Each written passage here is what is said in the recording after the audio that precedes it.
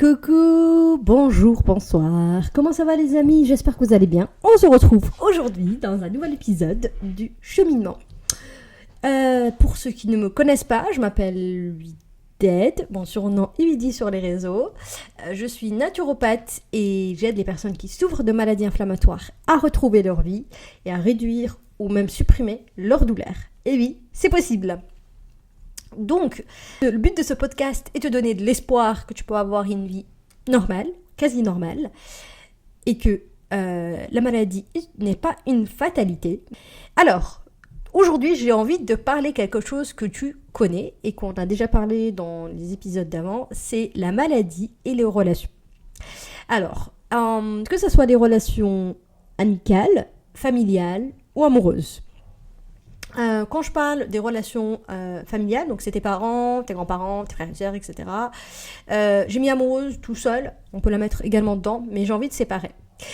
C'est un petit clin d'œil à Caro, parce qu'on en a parlé tout à l'heure. Je sais que quand on souffre de maladies inflammatoires, ou de maladies chroniques tout court, on a du mal à parler de cette maladie, déjà parce que nous-mêmes, on n'a pas fait ce pas de l'accepter et de l'intégrer et de faire le deuil dans notre vie avant.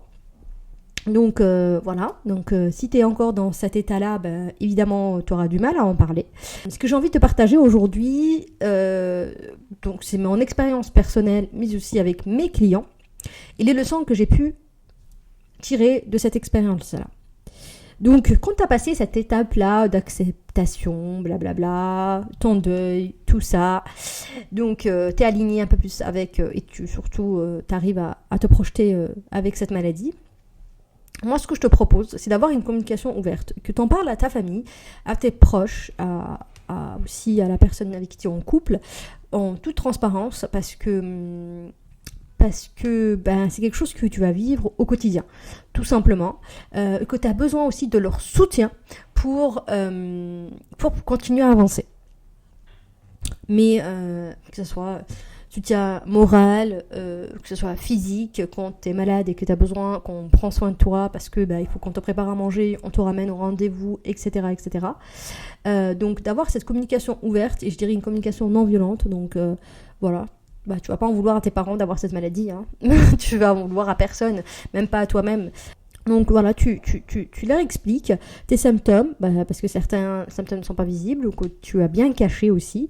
Si tu es dans ce mindset-là de demander de l'aide quand il faut et que tu leur demandes d'être là, en tout cas au moment où tu en as besoin, n'hésite vraiment pas à le faire. Parce que des fois on pense que on les embête, on les saoule parce qu'ils ont leur propre vie et tout, mais non, pas du tout, parce que tu as déjà fait ce travail-là avec eux au moment où tu te sentais prêt et prête à le faire, et voilà, donc t'en parles, et franchement je te comprends quand t'as pas envie d'en parler parce que t'as honte surtout, et même toi t'as pas encore intégré le fait que ta vie va être différente. Tu dois aussi exprimer tes besoins, tes limites, et ça c'est hyper important, surtout les limites, et surtout tu leur demandes vraiment, j'insiste, leur soutien, n'oublie pas, et que tu vas le faire au moment où tu as besoin. Donc voilà, après ils peuvent te proposer, mais si tu as vraiment besoin, fais-le, n'aie pas honte de le faire. De toute façon tu verras, ça va te permettre aussi de faire un tri dans ton entourage. En tout cas moi je l'ai pris comme ça. Et puis les personnes qui ne sont pas là pour toi, surtout quand ça va pas, je pense que tu peux les éliminer de ta vie. Donc voilà, moi c'est ce que je te recommande de faire dans un premier temps, d'en parler, vraiment. Tu leur dis que c'était dur pour toi, que tu l'as pas fait peut-être au départ, quand tu as annoncé le diagnostic, ou quand tu as commencé déjà à être malade sans avoir de diagnostic. Voilà, tu peux expliquer vraiment tout, parce que tu es normalement dans un environnement qui est bienveillant, qui est sain. Et ça, c'est hyper personnel. Donc ça, on pourra en parler, par exemple, aux personnes qui prennent des accompagnements avec moi, comment faire ça avec ses amis. Parce que tes parents, c'est quand même plus cool. Hein. Enfin, ils sont là pour te soutenir et accepter plus ta souffrance et t'aider. Dans tes amis, c'est aussi important de se sentir à l'aise et d'expliquer que là, en fait, tu as des diarrhées, par exemple, chroniques et que tu ne peux pas sortir tant que ça passe pas, quoi. Et voilà. Pareil, quand tu changes ton alimentation, c'est pareil, tu l'expliques et tu verras. Tout va bien se passer. En tout cas, moi, ça s'est très bien passé dans mon entourage. Et même mon entourage professionnel, quand j'étais dans mon ancien job, tu expliques pourquoi tu as changé ça, tu manges pas, par exemple, de gluten, pourquoi tu manges pas de produits laitiers, quels sont tes symptômes. Franchement, moi j'ai eu plein de personnes hyper bienveillantes dans mon ancien boulot qui m'ont posé plein de questions parce que ils se reconnaissent dans certaines maladies, ils se reconnaissent et franchement il y a de plus en plus de personnes malades, donc on n'a pas trop le choix en fait dans notre société actuelle. Peut-être que c'était pas le cas il y a quelques années. Bref, c'est trop triste pour moi de voir ce développement de ces maladies-là. Franchement, au niveau professionnel, ça va dépendre. T'es pas obligé d'en parler à ton équipe, ni à ton manager, ni à ton client si t'es en prestation. Voilà, ça c'est hyper touchy comme sujet, donc c'est toi qui vois. Mais il faut le faire à un moment donné. Parce que ils vont voir que t'as beaucoup d'arrêts maladie, etc. Si des gens ils sont bienveillants, je pense que tu peux te livrer plus ou moins facilement. Et si c'est pas le cas, c'est toi qui vois comment tu fais les choses. Alors, au niveau des relations amoureuses, franchement, c'est un sujet quand même assez délicat. À quel moment tu dois l'aborder ? Est-ce que tu l'abordes très rapidement dans les dating, dans les premiers dates, ou est-ce que tu dois attendre ? Pareil, je dirais, pour moi, c'est un critère important de t'accepter comme tu es. Donc, je pense que oui, tu peux le dire très rapidement. Voilà, si la personne te correspond et tu vois que c'est réciproque, franchement, balance-le. Tout simplement. Parce que, et surtout, tu lui expliques ta maladie, tes symptômes, comment tu la vis, qu'est-ce que tu as pu mettre en place. Et que la personne peut avoir peur. Hein. Franchement, c'est le cas. Hein. La personne peut avoir peur de tel ou tel problème. Et pour moi, je préfère pas perdre mon temps avec ce type de personne que attendre X temps et de le faire, ou dès que tu commences à vivre avec elle et là c'est visible et donc t'es en crise, elle va le voir, quoi. Donc parle le plus rapidement possible et après, c'est pas la faute de la personne qui est en face. Si elle accepte pas, tant pis pour elle, et puis c'est tout. Parce que la maladie, c'est pas toi. La maladie, c'est fait partie de toi, mais c'est une petite partie dans ton toi en tant qu'être humain, quoi. Et voilà. Après aussi, si cette relation fonctionne bien, tu peux lui demander aussi que tu as besoin d'être soutenu quand tu es en crise, qu'est-ce que tu peux mettre en place, etc. Mais ça aussi. Peut-être pas les premiers dates, mais plus tard. Mais ça me donne une idée. Je vais faire un épisode spécifique à ça, aux relations amoureuses et, et maladies chroniques. Parce que c'est trop long comme sujet et j'aimerais l'aborder avec une personne qui se connaît en relation, on va dire, amoureuse. Donc, stay tuned. On va en parler avec une experte et mon approche à moi en tant que naturopathe, parce que malheureusement des fois je me rappelle un client qui m'a dit qui était plus jeune, je dirais 25 ans, qui ne savait pas comment communiquer, comment parler de ça à la personne qu'il venait de rencontrer et surtout à quel moment il faut le dire, etc. Donc ouais, c'est des questions très importantes. Par rapport aux relations, donc généralement, ce que tu as besoin en fait, c'est qu'on te soutienne. Que aussi, parce que déjà c'est dur à vivre en tant que personne malade. Et ce que tu as besoin vraiment qu'on te soutienne. Et ce soutien-là doit être vraiment solide. Et pour moi, c'est essentiel de l'avoir. Donc, que ce soit de ta famille, de tes amis, de la communauté, si tu fais partie d'une telle communauté, que ce soit tes voisins également, et qui sont là au moment où tu en as besoin. que ce soit quand tu es très très malade ou même juste moralement. Des fois, on n'a pas de symptômes, mais cette maladie, ces maladies-là agissent aussi beaucoup sur notre côté émotionnel parce qu'on a peur que ça revienne. On sait que ça peut revenir vu qu'on ne guérit pas et que on sait pas, on a juste besoin d'être écouté, d'être soutenu en dehors des crises. Franchement, pour moi, si on ne te soutient pas pendant tes crises, franchement, t'as pas besoin de ces gens-là dans ta vie. Et voilà, ça c'est très important. J'ai juste envie de te donner un peu ma vision de ce problème-là. Comment moi j'ai vécu la maladie au départ par rapport aux relations. Donc, alors avec mes parents, j'ai pas de soucis parce que de toute façon ils me voyaient malade. J'ai dû aller vivre chez eux pendant quelques mois quand les crises étaient très très forte. Donc voilà, mes parents, mes frères et sœurs, pas de soucis. Maintenant on en rigole parce que quand j'étais en crise de diarrhée, je les faisais sortir des toilettes parce qu'on a un sale cabinet. et que il fallait que j'y aille quoi. Et c'est trop drôle parce que mon père il me dit « Ah, te rappelles pas, je voulais t'installer d'autres toilettes et tout. » Bon, maintenant, ça va, j'ai plus du tout ces problèmes-là. Et après, tu passes par tous les examens.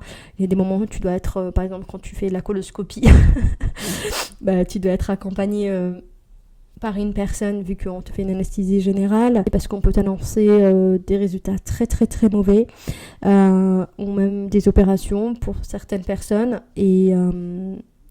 Et c'est pas facile à vivre, vraiment. Donc l'entourage est très très important en tout cas dans la réussite de ta rémission et dans ton quotidien en tant que personne malade. Désolée, c'est un petit peu négatif ce que je dis alors que mon but c'est de vraiment donner de l'espoir et que la vie est quasi normale, même pour des personnes qui ont des maladies chroniques. Et pardon. Beaucoup d'émotions de souvenirs ils sont remontés. Et wow. Je reviens sur moi. Moi, je me suis pas mal isolée, donc je sortais plus. J'avais honte de dire à mes potes que j'étais malade. Et pareil, tu t'absentes beaucoup plus au travail. Des fois, tu dois sortir de réunion pour aller aux toilettes, ou tu dois rentrer chez toi parce que t'as tellement mal et que voilà, que t'as pas envie de tomber au bureau. Enfin, moi, je l'ai pas très bien vécu le début, parce que en plus les médecins ils m'ont un peu, comme je vous ai dit, l'errance médicale, je l'ai connue. Ouais, c'est dans ta tête, blablabla. Ouais, j'aurais bien aimé. Et en fait, non, pas du tout. C'est peut-être ce truc que je regrette dans mon cheminement, c'est de ne pas avoir parlé très rapidement à mes amis, et j'ai préféré m'isoler que de leur parler. Donc s'ils écoutent cet épisode, désolé, j'ai pas eu ce recul-là que j'ai aujourd'hui avec le temps et avec l'expérience que j'ai pu avoir, que ce soit en tant que thérapeute, même en tant que malade. C'est d'en parler parce que j'avais peur d'être jugée. Enfin, voilà, t'es malade quand t'es jeune, tu le vis pas quand t'es malade quand t'as 50 ans ou 60 ans. Oui, parce que c'est rare d'avoir des jeunes malades. Enfin, maintenant, non, malheureusement. J'ai de plus en plus de clients qui ont 20 ans, 22 ans, qui ont des maladies inflammatoires. Ça me rend trop triste.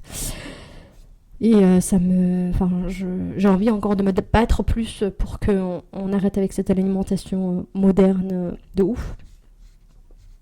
Et peut-être qu'un jour je lancerai une campagne dans les écoles pour vraiment changer ce côté-là d'alimentation moderne et d'apprendre aux enfants aussi à respirer, à se calmer, à extérioriser le stress de la vie quotidienne et surtout dans le futur, avoir des outils pour les aider. Oui, on verra. Mais voilà, c'est un projet qui m'est venu il y a quelques temps et je me suis dit, un jour je le ferai. Donc si vous connaissez des écoles qui sont partantes pour initier ce type de projet, envoyez-moi un petit mail ou un petit message sur mes réseaux Voilà. Et voilà, c'est ce que je regrette en fait dans mon cheminement, en tout cas avec les relations. Pareil, pareil, dans les relations amoureuses, bah, pareil, à quel moment tu dois l'annoncer, machin, nanana. Et parce que au départ, t'assumes pas d'être malade déjà, dans un premier temps. Et t'as honte, donc voilà. Et, et après, aujourd'hui, je, je comprends en fait l'importance de la communication. En tout cas, non, dans toutes les relations, mais voilà, comment tu en parles, à quel moment, sans avoir peur d'être jugé, d'être rejeté également, parce que tu as une différence. Et je répète, quand tu es malade jeune, c'est pas pareil quand tu es malade plus âgé. Parce que j'en parle à d'autres personnes qui ont eu des maladies, comme de mes copines. Si tu m'entends, je pense que tu vas te reconnaître. Une maladie auto-immune qui s'est déclarée, elle avait, je pense, 50 ans, 60 ans, entre 55 et 60. Et donc, c'était différent parce que quand on a échangé sur ce sujet-là, elle n'a pas aussi mal vécu que moi.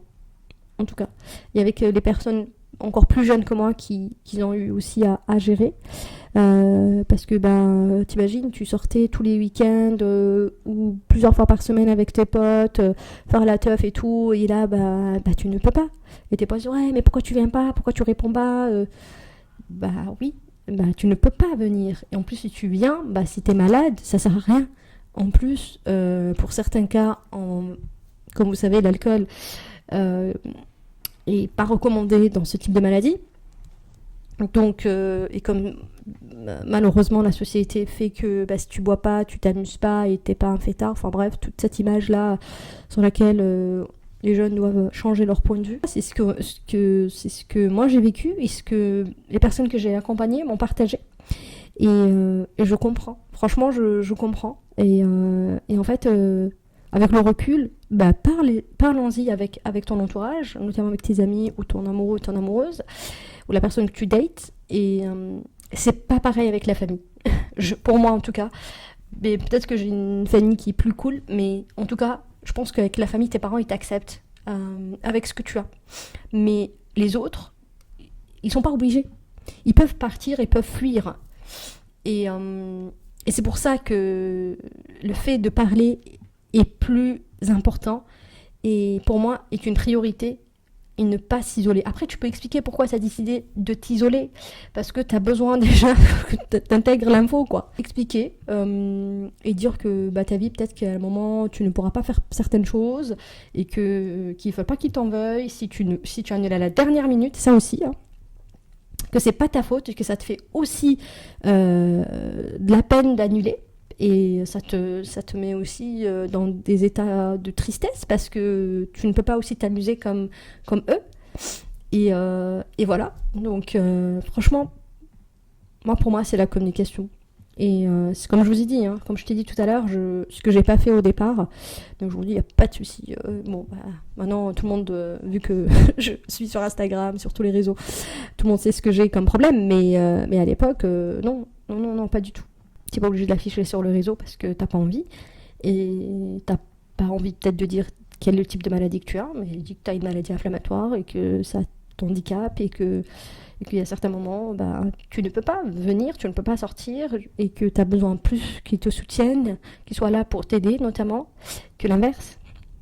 Et puis pour moi, ça fait un tri dans son environnement. Donc ça, t'as gagné quelque chose quand même dans la maladie. Comme je t'ai dit au début de l'épisode, la maladie peut être une bénédiction selon comment tu le vois. En tout cas, moi aujourd'hui, je dirais pas que c'est une bénédiction dans mon cas, mais en tout cas, elle m'a donné un nouveau souffle dans ma vie.